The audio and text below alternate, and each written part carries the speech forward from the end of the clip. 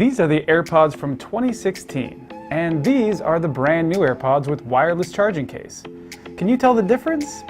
It's pretty much impossible to do so by just looking at them, but we're going to show you what's new and what isn't with Apple's latest AirPods.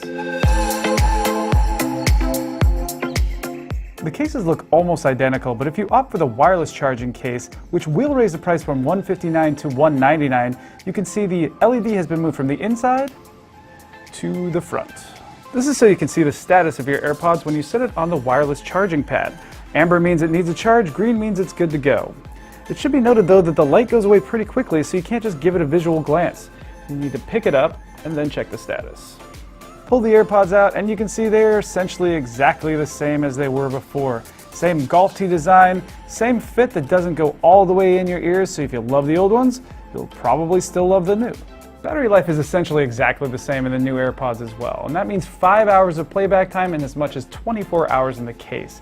The only improvement here is 3 hours of talk time instead of 2 hours, which is nice if you like to gab on your AirPods, but otherwise, it's a still solid 5 hours and 24. That looks pretty good now, but it may not look so good in a year or two. Touch controls are also the same, which in some ways is too bad because we would have loved to see some volume control added to the antenna part, as we've seen on some AirPods copycats. Like before, a double tap pauses and skips forward, and you can add some different features in the Bluetooth settings if you want to change that up. Also, as before, it pauses when you pull them out, but that only works with an iOS device. When it comes to sound, the new AirPods are essentially exactly the same as well. That's great if you like the sound of the old AirPods, of course, but if you're looking for more detail or definition, you won't find it here. That is, unless your old AirPods are gunked up with earwax. So what is different? Well, aside from the $40 wireless charging case, the biggest difference between the 2016 AirPods and the 2019 version is the H1 chip, which replaces the original W1 chip and adds some new functionality, including more features and better Bluetooth efficiency. If you love Siri, you'll love the new always-on Siri functionality, which allows you to use the digital assistant with just a simple "Hey Siri" command. It's fast and responsive, and also the only way to adjust volume without using your device.